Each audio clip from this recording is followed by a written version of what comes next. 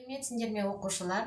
Мен сендерге бүгінгі сабақта тоғызқұмалақ ойынын телефон арқылы екі ойыншы ойнауды үйретемін.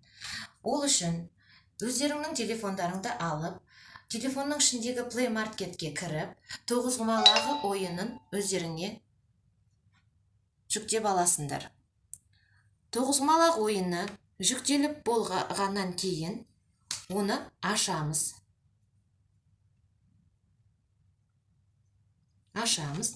Тоғызқұмалақ ойыны ашылды. Одан кейін біз тілді таңдап аламыз. Әрине біз қазақ тілін таңдап аламыз. Біз бастаушымыз.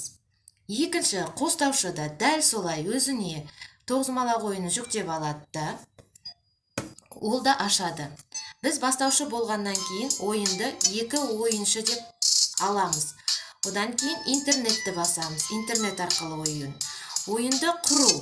Біз бастаушы болғаннан кейін ойынды құрамыз. Ал екінші ойыншы екі ойыншыны басады, бірақ интернет арқылы дейді, бірақ ол ойынды құру емес, қосылу деп басады.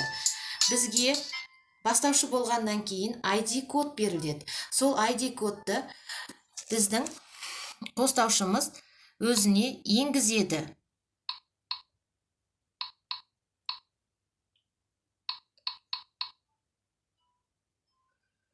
Осылай, міне, ойын басталады.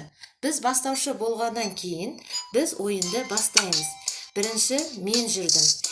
Енді қостаушы жүреді.